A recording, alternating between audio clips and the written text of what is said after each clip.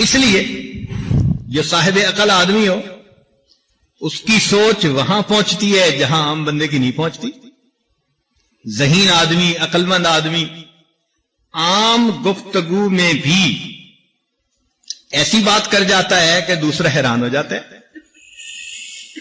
چنانچہ ایک شاعر گزرا ہے انوری، اس کو بادشاہ نے گھوڑا دیا اور اللہ کی شان کے گھوڑا اس نے گھر لایا تو گھوڑا رات کو مر گیا.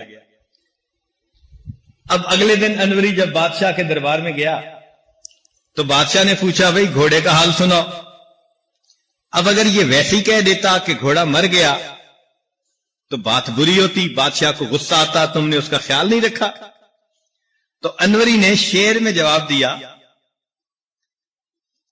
یوں کہتا ہے، شاہ اسپِ بانوری بخشید باد سرسر بگرد او نہ رسید، کہ بادشاہ نے انوری کو ایسا گھوڑا دیا کہ تیز ہوا بھی اس کی گرد کو نہیں پہنچتی. این چنی بود تیز در رفتار، وہ گھوڑا رفتار میں اتنا تیز نکلا در شباشب بآخرت برسید، ایک ہی رات میں آخرت ہی پہنچ گیا. تو بادشاہ نے خوش ہو کے اس کو دوسرا گھوڑا انعام دے دیا. تو عقل مند آدمی جو ہوتے ہیں نا، اس کی بات سے پتہ چلتا ہے کہ واقعی اس کو اللہ رب العزت نے یہ نعمت عطا فرمائی. حضرت اللہ عنہ کے پاس ایک آدمی آیا، کہنے لگا حضرت ماذن نکاح، یہ نکاح کیا چیز ہے؟ تو حضرت نے فرمایا کہ سرور و شہر، ایک مہینے کے مزے کی زندگی. اس نے کہا ثم ماذا، پھر کیا؟ فرمایا کہ لزوم مہر، کہ مہر لازم ہو جاتا ہے. اس نے کہا ثم ماذا، فرمایا غموم و دہر، ساری عمر کے غم. اس نے کہا ثم ماذا، فرمایا قصور و زہر، پھر کمر دوری ہو جاتی ہے. اس نے کہا ثم ماذا، فرمایا دخول و قبر. تو عقل مند آدمی کی بات سے اندازہ ہوتا ہے کہ کتنی گہرائی ہے اس بندے کی بات میں. اس لیے جو طالب علم عقل مند ہوگا نا، وہ اپنے سبق کو اچھی طرح یاد کرے گا، اس کا سبق اسے بھولے گا نہیں. ایک دفعہ وہ دہرائے گا، تکرار کر لے گا. جیسے النقش کل حجر ہوتا ہے نا، اس طرح اس کے دماغ پر وہ بات نقش ہو جائے گی. اب ایک چھوٹی سی بات بتاتا ہوں کہ تفسیر ہے جلالین شریف، دو بزرگوں نے اسے لکھا. ایک جلال الدین سیوطی رحمت اللہ علیہ اور ایک جلال الدین محلی رحمت اللہ علیہ. ایک نے بھی 15 پارے لکھے اور دوسرے نے بھی 15 پارے. تو طلباء اکثر بھول جاتے ہیں کہ محلی نے کون سے لکھے اور سیوطی نے کون سے لکھے. اب اس کو یاد رکھنا مشکل کام نظر آتا ہے، بھول ہو جاتی ہے. اس کا ایک آسان سا نقطہ بس بتا دو کہ سیوطی کی سین اور محلی کی میم. تو سین اور میم میں سے پہلے کون سی ہے؟ سین آتی ہے نا حروف ابجد میں، میم بعد میں آتی ہے. تو معلوم ہوا کہ سیوطی نے الف لام میم سے لے کر 15 پارے لکھے اور محلی نے فاتحہ اور کہف سے لے کر آخر تک لکھ دی. اب یہ دیکھو، یہ اس کو عقل کہتے ہیں کہ ایک نقطہ ایسا نکال لیا کہ اس کے بعد آپ کو پوری زندگی یہ بات بھول نہیں سکتی. چنانچہ حدیث پاک میں آتا ہے کہ نبی علیہ السلام جب معراج پر تشریف لے گئے تو ہر آسمان پر کسی نہ کسی نبی علیہ السلام سے ان کی ملاقات ہوئی. اب 7 آسمان پر کن کن سے ملاقات ہوئی، یہ 7 نام یاد رکھنے بڑے مشکل،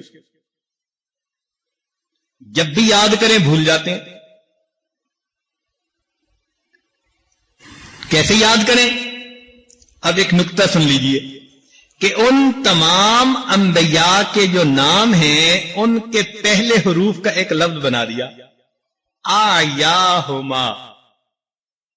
अब एक लफ्ज याद कर लें, आयाहुमा, तो पहले अलिफ से आदम अलैहिस्सलाम, फिर आइन से ईसा अलैहिस्सलाम, फिर या से याह्या अलैहिस्सलाम, फिर अलिफ से इदरीस अलैहिस्सलाम, फिर हा से हारून अलैहिस्सलाम, फिर मीम से मूसा अलैहिस्सलाम और आखिरी अलिफ से इब्राहीम अलैहिस्सलाम। अब एक लफ्ज से आपको 7 नाम एक मर्तबा याद हो, ये अकल होती है। तो अच्छे तालिब इल्म क्या होते हैं कि वो भी जो नुकात होते हैं ना अपने असबाक के, उनके ऐसे लफ्ज बना लेते हैं, इशारे बना लेते हैं कि पूरा का पूरा सबक 1-2 लफ्जों में सिमट के आ जाता है। ये अरबी पढ़ने वाले तुलबा माशाल्लाह बड़े ज़हीन होते हैं। आजकल आम एक तअस्सुर बन गया है कि जी अरबी पढ़ने वाले तुलबा तो वो होते हैं कि जो और कुछ कर नहीं सकते। ऐसी बात नहीं है, यह तअस्सुर बहुत पहले का है। शाह अब्दुल अजीज रहमतुल्लाह अलैह अपने मदरसे में थे, दिल्ली में जामिया अमीनिया मदरसा था, तो वहां पर थे तो एक अंग्रेज आ गया। वो आकर हजरत से कहने लगा, क्या आप मदरसे में बच्चों को पढ़ाते हैं? आपके बच्चे क्या बन के निकलते हैं? आप इनको अंग्रेजी पढ़ाएं, साइंस पढ़ाएं, इनकी अकल खुलेगी, ज़हन खुलेगा। और देखो हम अपने बच्चे को अंग्रेजी पढ़ाते हैं तो मेरे बच्चे की अकल बहुत तेज है। तो जब उसने अपने बेटे की तरफ इशारा किया ना कि मेरे बेटे की अकल बहुत तेज है, तो हजरत ने उस अंग्रेज के बेटे को बुलाया। करीब वुजू करने का तालाब था, तो हजरत ने उस बच्चे से कहा कि अच्छा भाई बताओ कि इस तालाब के अंदर कितने प्याले पानी है। अब वो अंग्रेज का बच्चा मुंह देखने लग गया, वो क्या बताए कि तालाब में कितने प्याले पानी। हजरत ने एक तालिब इल्म को बुला लिया, एक तालिब इल्म को बुला लिया और उसको बुलाकर कहा कि बच्चे बताओ इस तालाब में कितने प्याले पानी। उसने कहा हजरत अगर तो प्याला हो इतना बड़ा जितना तालाब, 1 प्याला पानी, आधा बड़ा हो तो 2 प्याले पानी। एक अंग्रेज दहरिया था। आमतौर पर दहरिये भी होते हैं और था भी काना। तो किसी आलिम से मिला और बहस करने लग गया अल्लाह ताला के वजूद पर। कहने लगा जी अल्लाह ताला मौजूद नहीं है। वो आलिम कहें कि अल्लाह ताला मौजूद है, उसने सब कायनात को पैदा किया।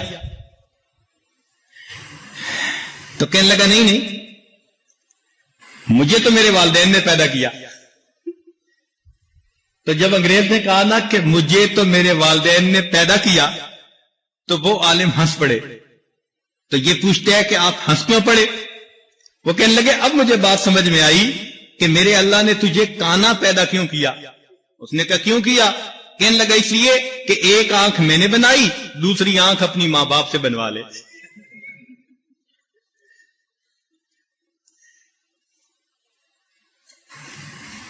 तो जो ज़हीन आदमी होते हैं ना, फिर बातचीत में भी सवाल का जवाब वही दे जाता है। इसी तरह का वाक़या एक अंग्रेज आया और आके मदरसे के उस्ताद से कहने लगा ये अरबी पढ़ने वाले ये सारे के सारे सर क्यों मुंडवाते हैं?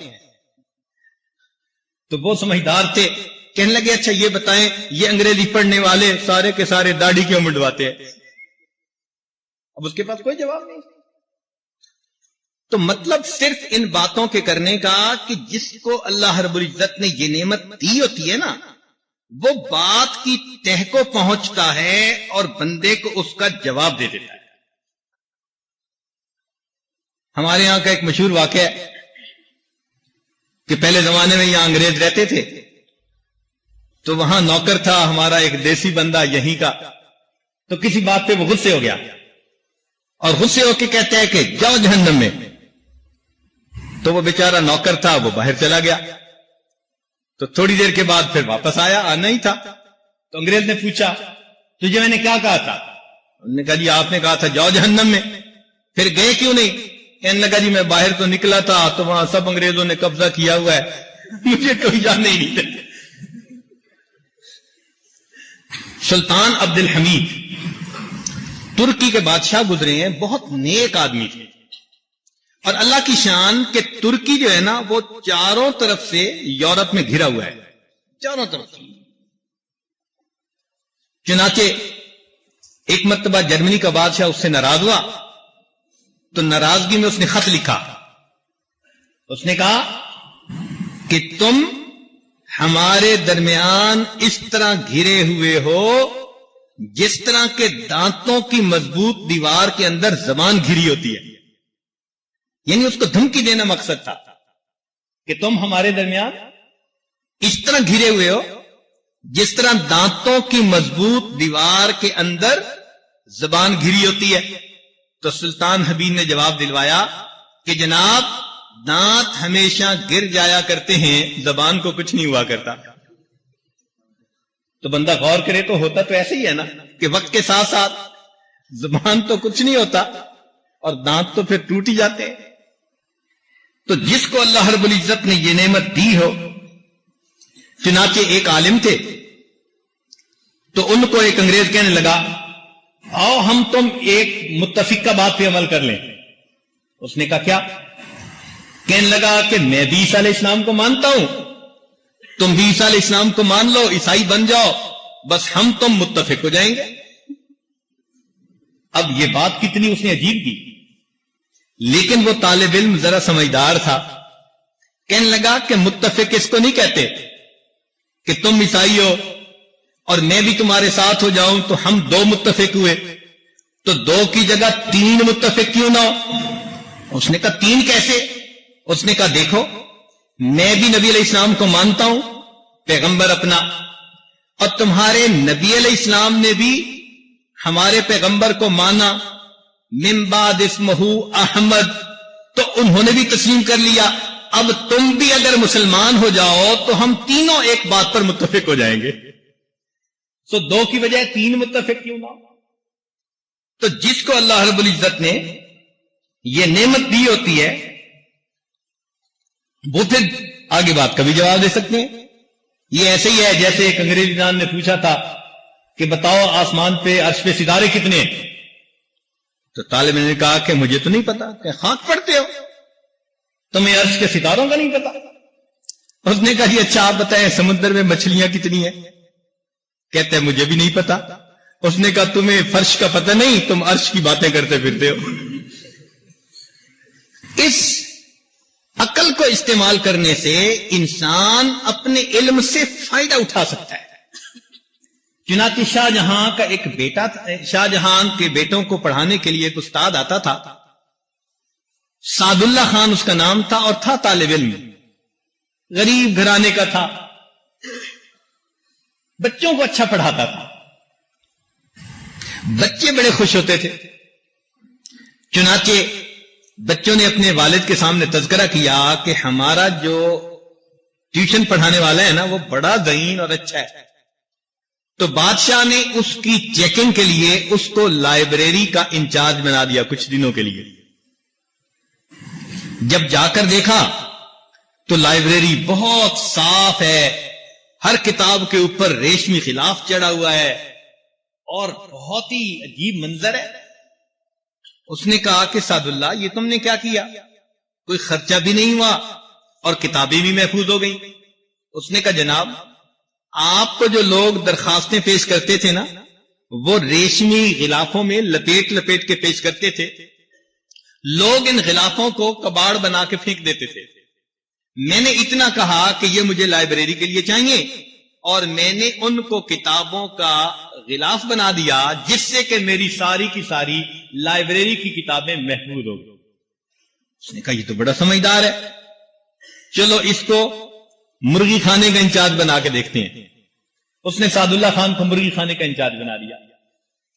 کچھ عرصے کے بعد دیکھا تو مرغیاں بہت موٹی تازی اور خرچہ بھی کوئی نہیں۔ بادشاہ بڑا حیران کہ خرچہ بھی کوئی نہیں اور مرغیاں بھی موٹی تازی۔ سعد اللہ خان یہ کیا کیا؟ اس نے کہا بادشاہ سلامت، آپ کے دسترخوان پر اتنے مہمان آتے تھے، کہ ان کے بچے ہوئے کھانے کو لوگ نالی میں بہا دیا کرتے تھے. میں نے صرف ان کو اتنا کہا کہ دسترخوان کا جو ٹکڑا بچا ہو، جو چیز بچے، بس وہ محفوظ کر لی جائے. وہ ساری کی ساری خوراک اتنی تھی کہ آپ کے مرغی خانے کی ساری مرغیاں ہی اس پر پلتی رہی. بادشاہ بڑا ہے نا، اچھا اتنا سمجھدار ہے.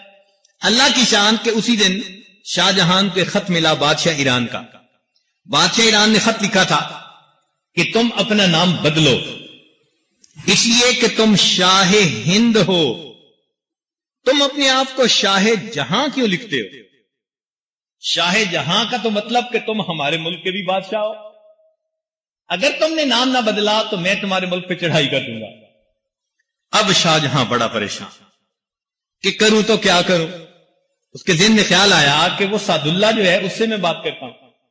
چنانچہ سعد اللہ کو بلا کر کہا کہ دیکھو بھائی ایک مصیبت آ پڑی ہے. سعد اللہ نے اس کا جواب لکھوا دیا فارسی میں. جب بادشاہ کو ملا تو ایران کا بادشاہ بہت مطمئن ہو گیا.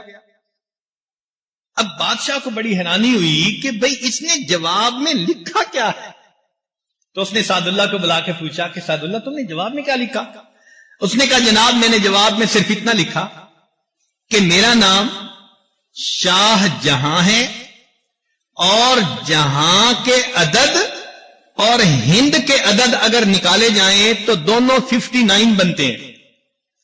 تو چونکہ میں شاہ ہند ہوں اور جتنے عدد ہند کے ہیں اتنے جہاں کے ہیں تو میں نے برابر ہند یعنی عدد والے لفظ کو استعمال کر لیا ہے، اس لیے آپ کو گھبرانے کی کوئی ضرورت نہیں. یہ بادشاہ کو بات سمجھ آ گئی اور لڑائی کا خطرہ ٹل گیا. نتیجہ کیا ہوا کہ اس نے سعد اللہ کو اپنا وزیر بنا لیا. چنانچہ شاہ جہان کے دور میں سعد اللہ خان بہت عزت والا وزیر گزرا تھا. طالب علم، عقل سمجھ نے اس کو ایک چھوٹی سی جگہ سے اٹھا کر اتنی بڑی کرسی کے اوپر بٹھا دیا. تو آج آپ لوگ بھی اگر اسی طرح اپنی سمجھ سے کام لیں تو اللہ رب العزت آپ کو بھی زندگی میں بلندیاں عطا فرما سکتا ہے. اسی لیے جو سمجھدار آدمی ہوتے ہیں نا وہ بات کو بہت جلدی ادھر سے ادھر کر لیتا ہے. ایک مرتبہ عطا اللہ شاہ صاحب بخاری رحمۃ اللہ نا مجمع میں تقریر کر رہے تھے. اب مسلمان بھی تھے اور ہندو بھی تھے. تو انہوں نے ایک معمولی سا سوال، کوئی 2-4 کی ضرب تھی، تو ان کا خیال تھا کہ بلا لیں گے. انہوں نے ایک مسلمان کو کر کے پوچھا کہ تم جواب دو. وہ جواب نہ دے سکا. اور ہندو سے پوچھا تو ہندو نے جواب دے دیا. اب بات تو الٹ ہو گئی تھی نا کہ ہندو نے جواب دے دیا اور مسلمان نے نہ دیا، مگر تھے عقل مند. انہوں نے فوراً بات کو پلٹا، کہنے لگا او مسلیو تسی اتھے بھی بے حسابے تے اگے بھی بے حسابے، یا بھی بے حساب آگے بھی بے. اب دیکھیں کیا کیا انہوں نے، اصل میں انہوں نے اپنی عقل کا استعمال کیا.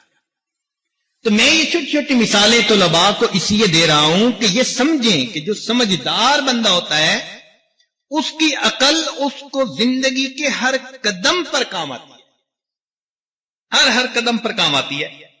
اس لیے یہ نعمت اللہ رب العزت جس کو عطا فرما دے وہ اللہ تعالیٰ کا شکر ادا کرے. چنانچہ کہتے ہیں کہ ایک مسلمان عالم تھے مگر نابینا تھے.